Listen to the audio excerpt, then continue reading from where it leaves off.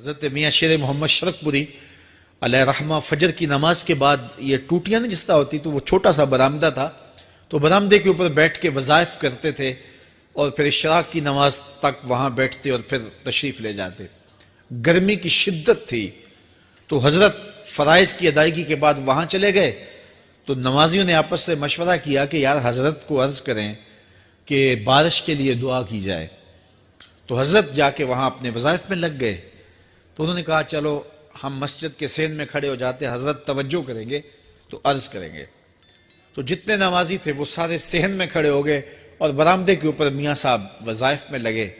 جب آپ کی نظر پڑتی نا لوگوں کی جانب، تو جتنے بھی نمازی تھے سارے ہاتھوں سے اشارے کر کے کہتے یعنی دعا کرو، زبان سے نہ بولتے، ہاتھوں کو ایسے ہلاتے اور یہ کہتے کہ ادھر آسمان کی طرف اشارہ کر کے کہتے دعا کرو۔ میاں صاحب پھر وظائف میں لگ جاتے۔ پھر جب میاں صاحب کی آنکھ اٹھتی نا تو یہ سارے ہاتھ اٹھاتے اور آسمان کی طرف ہاتھ اٹھا کہتے۔ میاں صاحب پھر وظائف میں لگ جاتے۔ جب 2-3 مرتبہ ایسا ہوا نا تو میاں صاحب کی ہنسی نکل گئی اور ایسے آسمان کی طرف دیکھ کے کہا چل ہن پا دے۔ کہتے ہیں بس یہ بات کہنے کی دیر تھی کہ چھم چھم می برسنے لگا۔ تو جب کوئی حضور کا ہو جاتا ہے تو رب اس کو اپنا محبوب بنا لیتا ہے۔ تو حضور کی محبت خدا کی محبوبیت کا ذریعہ ہے، اس لیے ہمیں حضور کا پیار اپنی روحوں میں موجزن کرنا ہے، حضور کی محبت اپنی روحوں میں اتارنی ہے، اور محبت اپنے تمام تر تقاضوں کے ساتھ جب روح پذیر ہوگی تو پھر ہمارا انداز زندگی بھی سنور جائے گا، ہماری آخرت بھی سنور جائے گی۔ محبت کے من جملہ تقاضوں میں سے سب سے بڑا تقاضا محبوب کی اطاعت ہے کہ بندہ جس سے پیار کرتا ہے اس کی بات مانتا ہے۔ یہ ہے دعوی محبت کا ثبوت، اس کی دلیل۔ اور حضور کے صحابہ کی زندگیاں دیکھیے کہ انہوں نے حضور علیہ السلام کے ساتھ کیسے پیار کیا، حضور کی محبت میں اپنی عادتوں کو بدل دیا۔ حالانکہ عادتیں نہیں بدلی جاتی، 2 سکے بھائی ہوں، رشتہ کتنا گوڑا ہے، اور ایک گھر میں پرورش پائی ہے، ایک گود میں پلے ہیں، ایک باپ کے گہوارہ تربیت میں رہے ہیں، لیکن طبائع میں اختلاف یہ ایک فطری بات ہوتی ہے۔ ہمارے پاس لوگ آتے ہیں، 2 سکے بھائی ہوتے ہیں، ایک کی طبیعت ادھر کو جا رہی ہوتی ہے، دوسرے کا مزاج ادھر کو جا رہا ہوتا ہے، ایک سخت نرم مزاج ہوتا ہے اور دوسرے کی آنکھوں سے انگارے پھوٹ رہے ہوتے ہیں، ایک معاف کر دینے والا ہوتا ہے، ایک سخت غصیلا ہوتا ہے، ایک کی طبیعت کے اندر تلخی کی چنگاریاں ہوتی ہیں اور ایک کی طبیعت کے اندر نرمی کے پھول ہوتے ہیں، آپ نے بھی دیکھا ہوگا۔ تو یہ ایسا ہوتا ہے۔ اب اسی طرح کھانے پینے کی چیزوں میں طبائع کا اختلاف یہ فطری بات ہے، ایک کو ایک چیز پسند ہوتی ہے، دوسرے کو وہ چیز پسند نہیں ہوتی ہے۔ بعض اوقات ماں کو مسئلہ ہوتا ہے کہ یہ چیز اگر میں تیار کرتی ہوں تو میرا دوسرا بیٹا نہیں کھاتا، تو اس کے لیے بعض سے الگ سے کوئی چیز تیار کرنی پڑتی ہے کہ اس کی ڈیمانڈ یہ ہے اور میرے اس بیٹے کی ڈیمانڈ یہ ہے۔ مائیں مزاج سمجھتی ہیں، ایک آغوش میں پرورش پانے کے باوجود خون ایک ہے، گہوارہ تربیت ایک ہے، دودھ ایک ہے، لیکن طبیعتوں کے اندر اختلاف پایا جا رہا ہے۔ لیکن صحابہ کی زندگیاں دیکھیے، انہوں نے اپنی طبیعتیں بھی حضور کی طبیعت کے سانچے میں ڈھال دی۔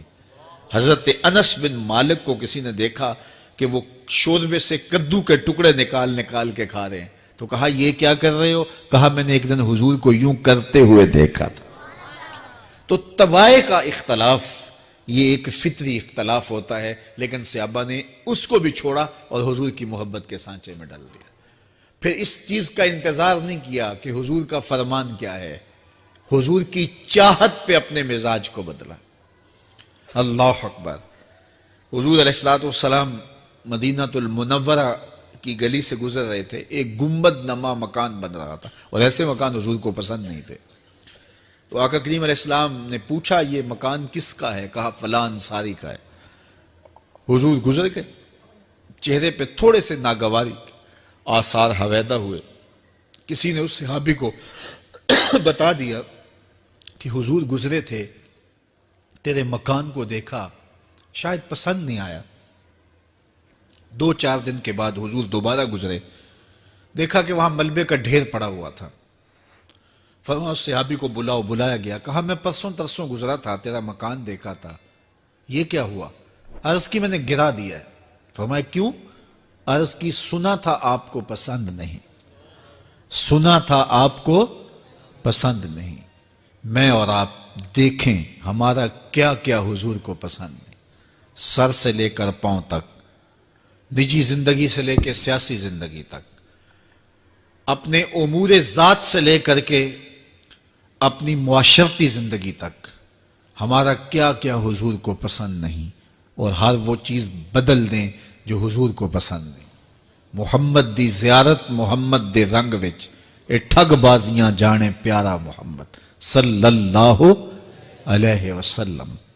میرے شیخ کامل کا ایک شعر ہے، اور وہ شعر اتنا وزنی ہے کہ اگر میرے پاس جواہر لال موتی ہوں اور میں ایک پلڑے میں ڈال دوں اور ایک پلڑے میں یہ شعر رکھ دوں تو یہ شعر پھر بھی بھاری ہوگا۔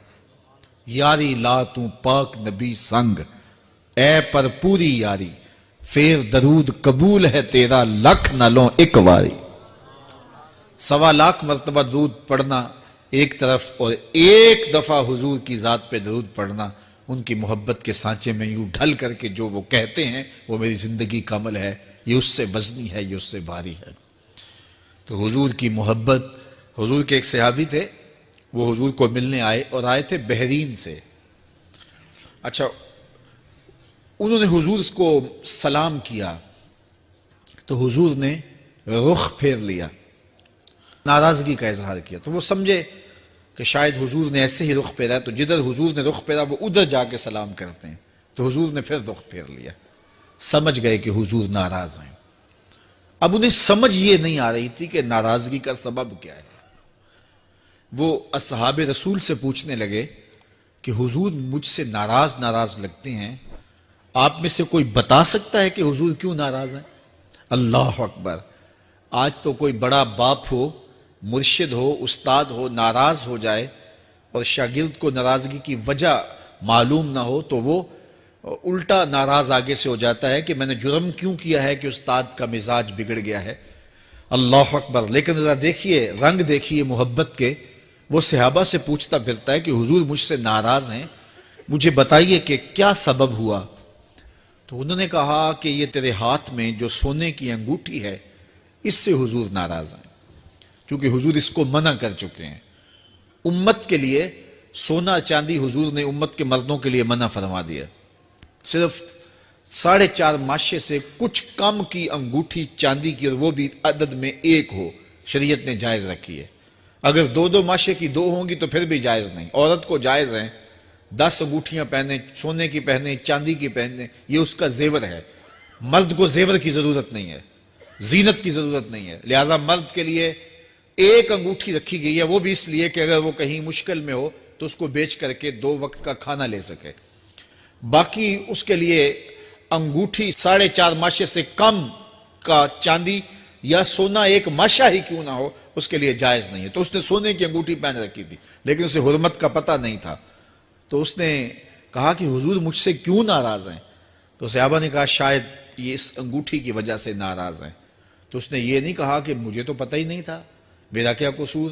خیر، اس نے انگوٹھی اتار کے حضور کو پیش کرتے کہا حضور آپ اس وجہ سے ناراض ہیں؟ حضور نے انگوٹھی پکڑی اور ایسے پھینک دی، ناراضگی کی وجہ ختم ہو گئی، وہ بیٹھ گیا، بات شروع ہو گئی۔ اللہ اکبر! جب سلسلہ کلام ہوتا رہا، جب مجلس برخاست ہوئی، لوگ اٹھ کے گھروں میں جانے لگے، وہ بھی اٹھا اور الٹے پاؤں سے پیچھے چلا، تو کسی نے اس کو کہا وہ انگوٹھی تو اٹھا لو، سونے کی انگوٹھی ہے، قیمتی ہے، چلو تمہارے لیے پہننا جائز نہیں، تمہاری بیوی کے لیے تو جائز ہے۔ تو اس نے کیا جواب دیا سنیے، اس نے کہا واللہ لا آخذہ وقد طرحہ رسول اللہ صلی اللہ علیہ وسلم، اللہ کی قسم میں اس انگوٹھی کو کبھی بھی نہیں اٹھاؤں گا جس کو میرے حضور نے پھینک دیا ہے۔ تو یہ تھی ان کی محبت، یہ تھا ان کا انداز۔ تو آئیے میں اور آپ حضور سے اگر محبت کرتے ہیں تو حضور علیہ السلام کا طرز زندگی، حضور کا انداز معاشرت اختیار کریں۔ کثرت کے ساتھ مائیں بہنیں بیٹیاں بھی موجود ہیں، وہ بھی اپنی اولادوں کی تربیت اس نہج سے کریں کہ وہ حضور کی سنت، حضور کی سیرت، اور حضور کی اتباع کے سانچے میں ڈھل جائیں۔ زندگی کا مقصد ہی یہی ہے۔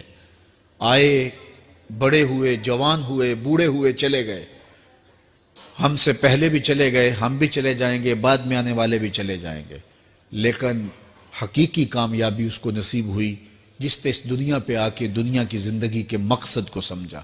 ہم آئے کیوں تھے؟ زندگی کس لیے ہمیں دی گئی تھی؟